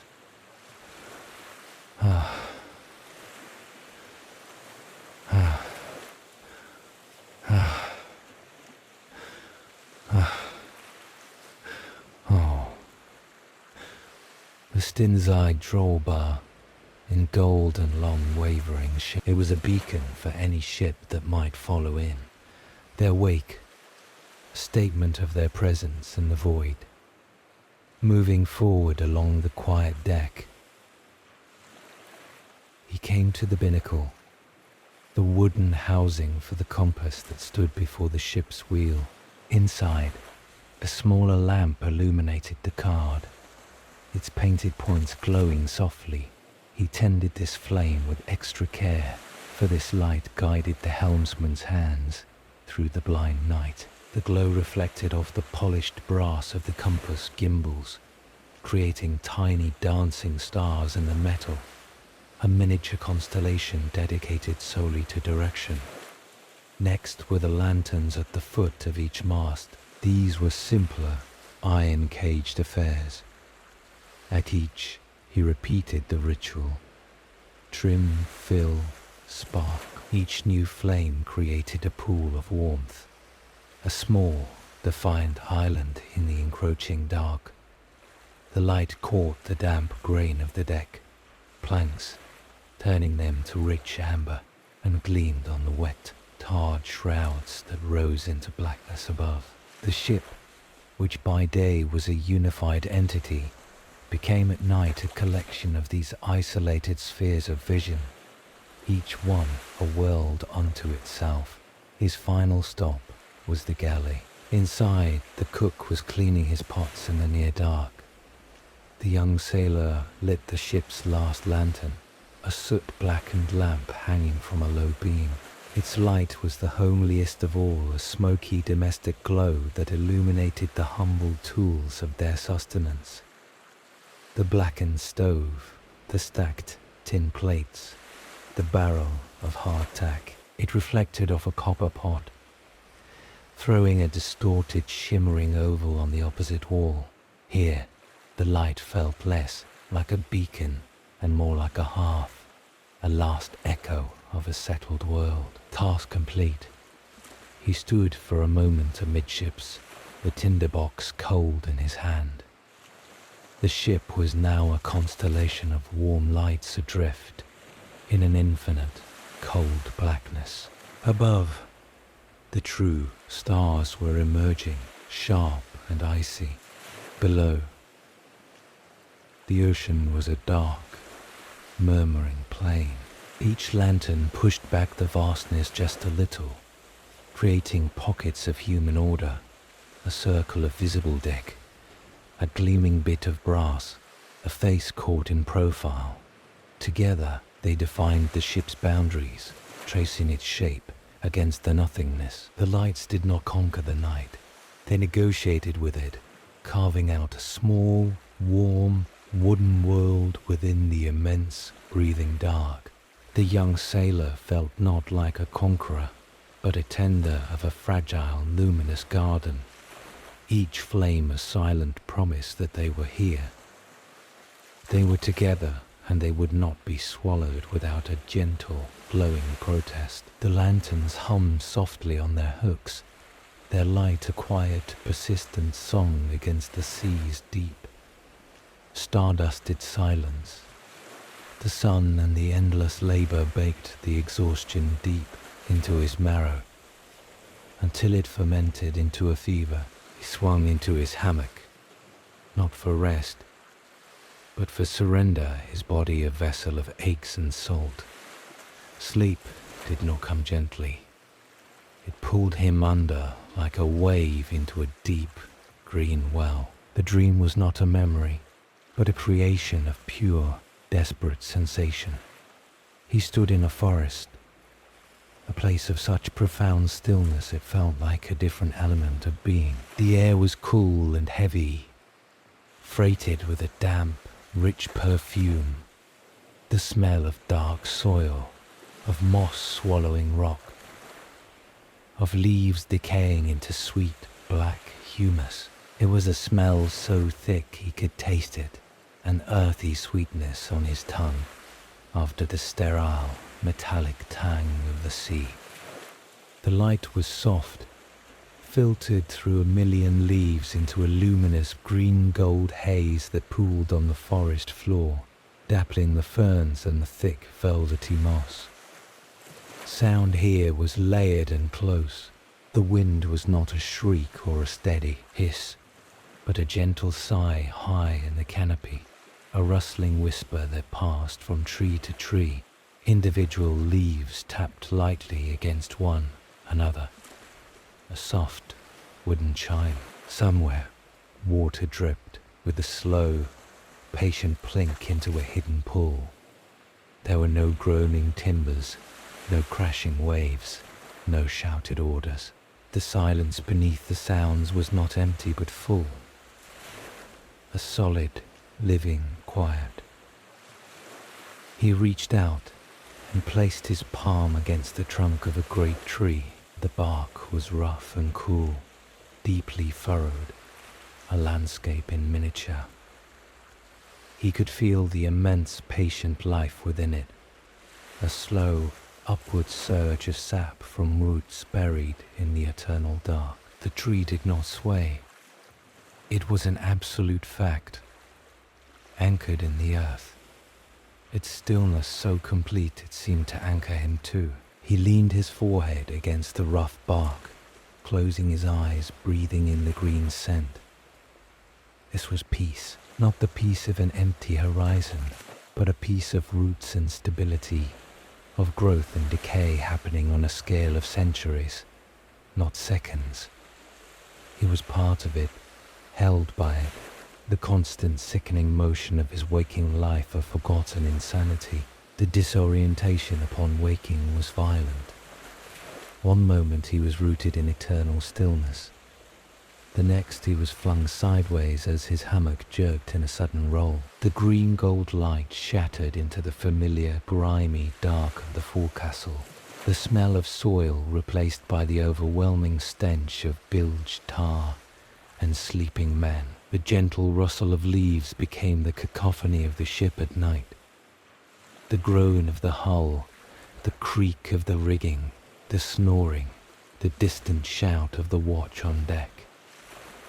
His body, which had felt solid and cool, was again a thing of sweat-slick skin and aching joints, swinging helplessly in its canvas sling. He lay there, heart pounding, the ghost of the tree's rough bark still vivid against his palm. The longing that rose in him was not for a specific place or person, but for the condition of the dream itself, for stillness, for scent, for an end to motion. The ship's world felt thin and frantic by comparison, a desperate, noisy scraping across an indifferent surface. Here, everything was transient. The wind shifted, the waves rose and fell, the deck pitched without cease. There was no anchor but the next task, no peace but exhaustion. The deep-rooted serenity of the forest was a reproach and a revelation, a glimpse of a stability his soul craved, but his life had irrevocably left behind. The dream faded, but the ache remained, a quiet green hollow in the center of his chest as the ship carried him further into the boundless, restless blue. The decision was born in the quiet of the chart room, a conclusion drawn from a silent conversation between brass, ink, and instinct. For an hour the captain had been motionless before his spread charts, his dividers making small, precise clicks as he walked them across the parchment, his parallel rulers sliding along pencil drum lines. He consulted the log, his eyes tracing the columns of figures for wind speed, direction, and distance run. He studied the barometer, its mercury column holding steady, and the hygrometer, its calf hair hinting at the subtle shift in the air's thirst. No single instrument shouted a warning. Together they whispered a suggestion. He emerged onto the quarterdeck as the afternoon watch began. The sun was high, the wind steady on the starboard beam, the ship carving a clean white line through the sapphire sea. To the crew, it was another perfect sailing day. The captain stood by the helmsman, a grizzled man with eyes permanently narrowed from squinting at compass cards. For a long minute, the captain said nothing, his gaze fixed on the horizon ahead, then lifting to study the high, thin clouds. Mare's tail scrawled against the blue. He noted their direction, a slight but definite veering from the prevailing wind, a scribbled message from the upper atmosphere. He placed a hand on the great polished wheel, not to take control, but to feel its vibration, the tremor of the water against the rudder. "Bring her 2 points to larboard," he said. his voice low and calm, carrying no further than the helmsman's ear. The order was not a question.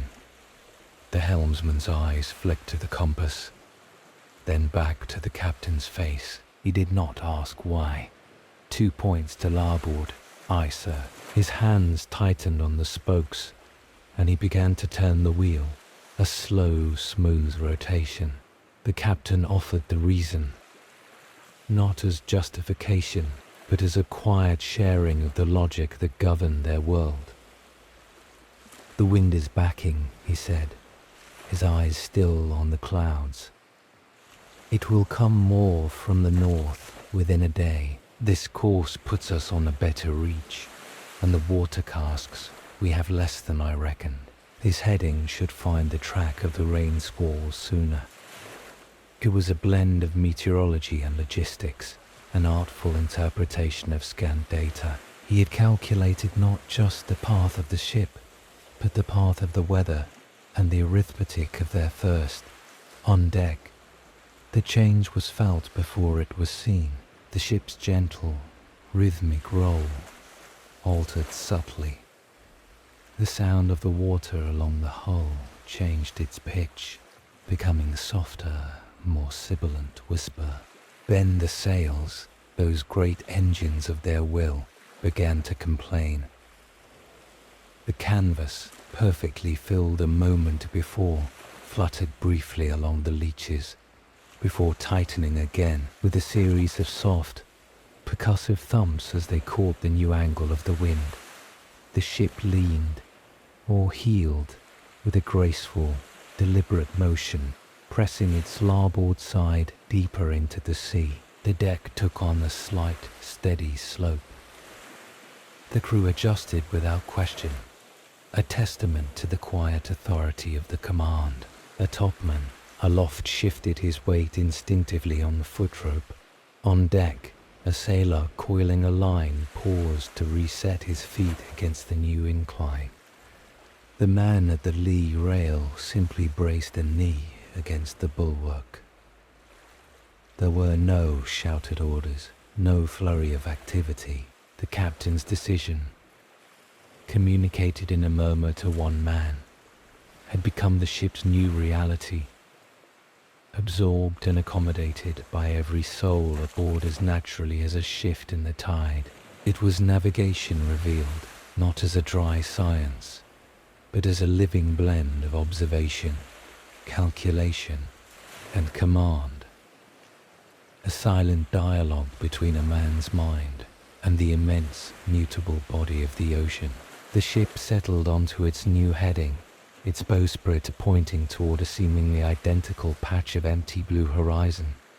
The crew already forgetting the old course, their world having pivoted on the axis of one man's quiet certainty. The first hint was a change in the water's color, a subtle lightening of the deep indigo to a softer, greener hue. Then came the life, a flock of noddies appearing from nowhere, wheeling and diving astern, and the scattering of weed, torn from some unseen shoal, floating past in golden brown clumps. The captain gave the order, and the ritual of the lead line began. The instrument was a simple, primal thing. A tapered lead weight, cast with a hollow base, attached to a long, marked line, coiled in a wooden basket. The young sailor was summoned to the forechains by a nod from the experienced crewman. He was given the basket, its weight substantial in his hands. The older man stood beside him, a silent instructor. The process was a slow, rhythmic measure of safety, a direct interrogation of the unseen world beneath their keel. First, the preparation. The experienced crewman took a small lump of tallow from a pot and pressed it into the hollow at the bottom of the lead. This, arming, would bring up a sample of the ocean floor, sand, shell, or mud, offering proof of depth and a clue to their position. The young sailor watched, then mimicked the action, the tallow cold and waxy against his fingers. He hefted the lead, its solid, cold mass a promise of connection. Then the swing. This was the art.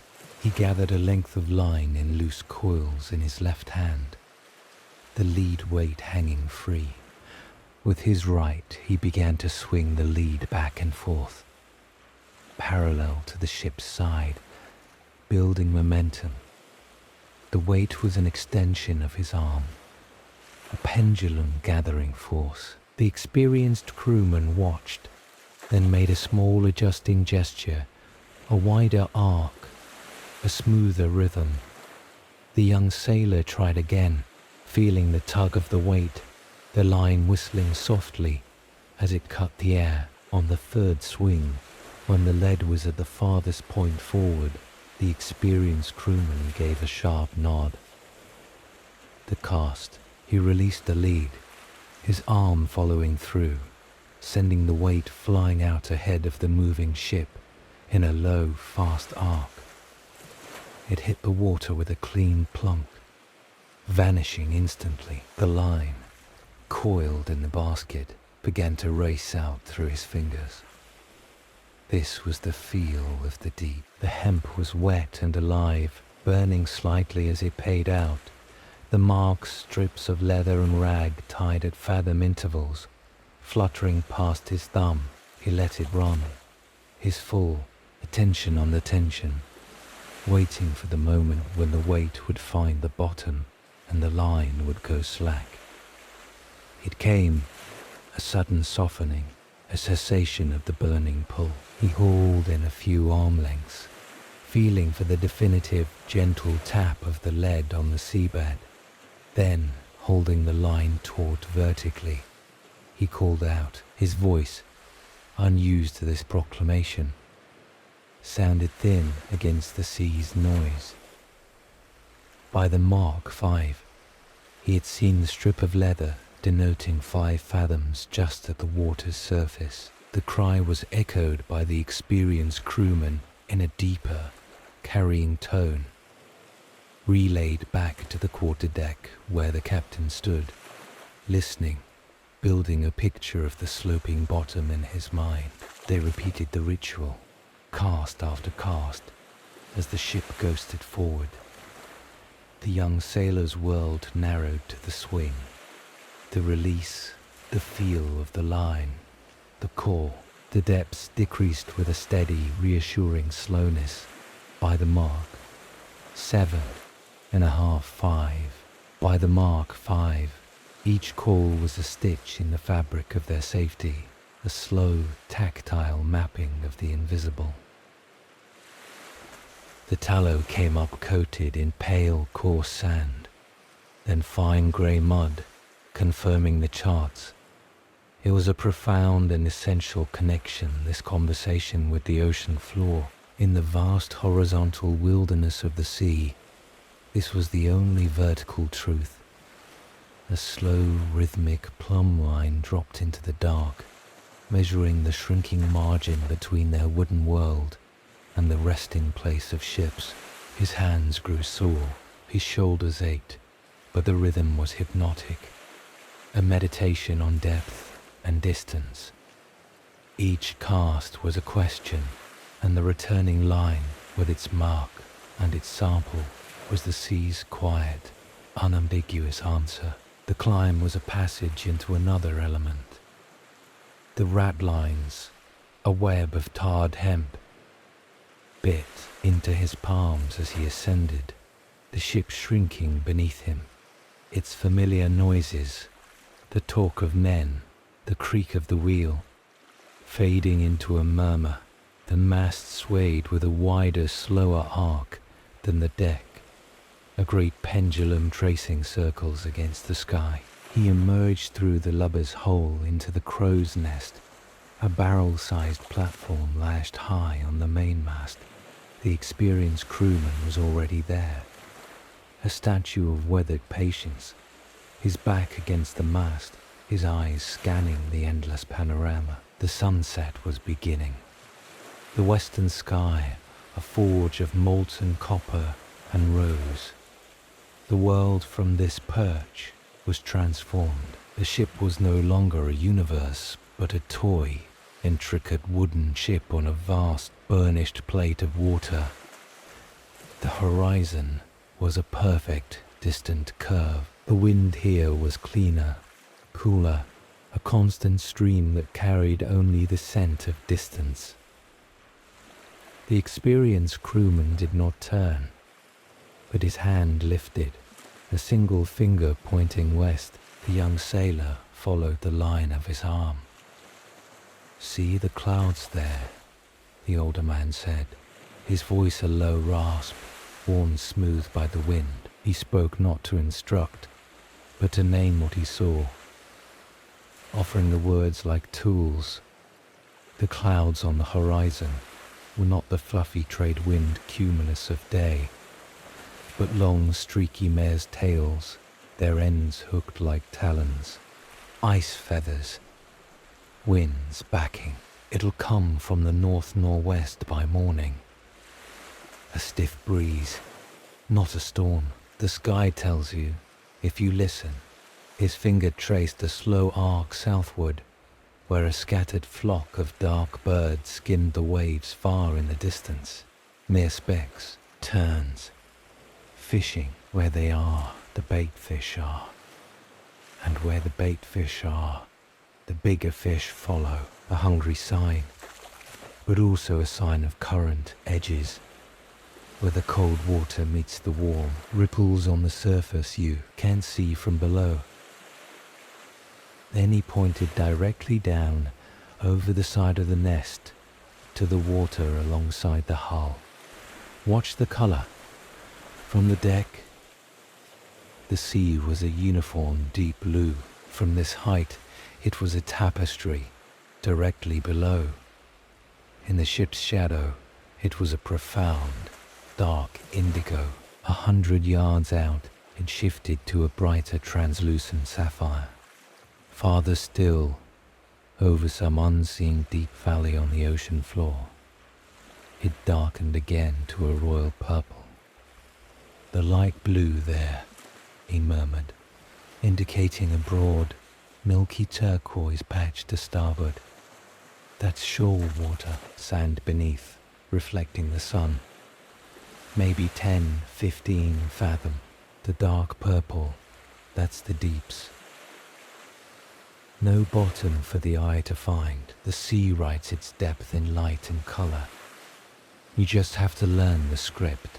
The lesson continued as the sun bled into the sea, the colors deepening. He spoke of the way a certain haze on the horizon could mean distant rain, or how the flight of a lone frigate bird, high and purposeful, often pointed the way to land unseen over the curve of the world.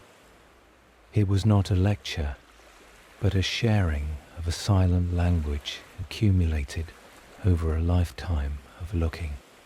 The young sailor listened, his eyes trying to see what the older man saw. Not just beauty, but meaning. A web of signs and portents written on the water and the air. In that high, solitary place, with the last of the sun gilding the experienced crewman's profile, the knowledge felt sacred, passed not in a busy schoolroom, but in this temple of wind and height. It was the lore of the sea, older than any chart, written in the flight of birds and the hue of water.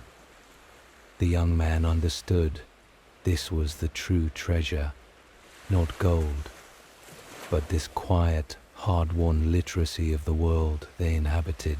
As the first stars pricked the violet east, the Lookout's tale ended, not with a conclusion, but with a silent shared watch over the darkening sea, the pupil beginning, haltingly, to read the immense living page spread out before them. The smudge on the horizon did not appear with drama. It simply persisted, hardening from a faint greyish blur into a solid low line of grey and brown. a stain on the perfect seam between sea and sky. The word passed through the ship, not as a cheer, but as a quiet fact. Land. The crew's reaction was not celebration, but a subtle, collective tightening, a shift from the open sea rhythm to the focused, precise choreography of arrival. The captain's orders were quiet, specific.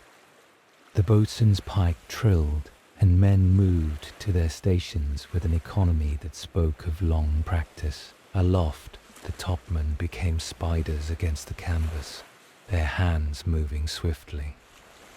This was not the frantic reefing of a storm, but a careful, almost tender furling. They gathered in the great sails, armfuls of sun-bleached cloth, folding and tying them snugly to the yards with neat gaskets. The ship, so long a creature of wind and wing, was being deliberately muted, its voice reduced to the soft slap of reefed canvas and the sigh of the rigging. The transformation was striking. Where before there had been a towering pyramid of white, now there stood only the bare, complex geometry of masts and lines against the sky, the ship suddenly looking naked and vulnerable. On deck, the focus turned to order. The endless functional clutter of sea life was tidied away with brisk efficiency. Coils of rope already neat were recoiled into perfect, concentric circles and placed with geometric precision along the pin rails. The decks, already holystoned that morning, were given a final, almost obsessive sweep. Every scrap of oakum, every wood shaving brushed over the side. The ship's boats lashed amidships were checked and rechecked, their covers tightened. It was a ritual of presentation, a making ready to be seen by the eyes of the land. The mood was one of concentrated activity, a silent, shared understanding that the ship was to present its best face, a wooden ambassador from the wild sea to the ordered world of stone and quay. As the ship ghosted closer on the last of the morning breeze, the young sailor stood by the fore-rail, his hands idle for the first time in weeks. The port town resolved itself from the blur. It was a haphazard collection of stone and timber buildings crammed along a waterfront, their roofs a patchwork of slate and tile, a stone quay thrust into the water like a grey finger, and alongside it, other ships were tethered, a brig, a fat-bellied merchantman, a small rakish cutter. Their masts formed the leafless forest against the land. The sounds carried fitfully on the wind were strange and complex after the sea's simple orchestra. The distant clang of a blacksmith's hammer, the murmur of a crowd, the occasional shout that was not a command but a fragment of commerce or quarrel. He observed it all with a peculiar detachment. The scene was familiar in theory, the buildings, the other vessels, the evidence of countless other lives, but it felt strangely distant, like a detailed painting, viewed from the wrong side of a glass pane. After weeks where the horizon was an empty, eternal line, this cluttered, anchored reality seemed both mundane and profoundly alien. The solidity of the land was an affront to his sea-adjusted senses.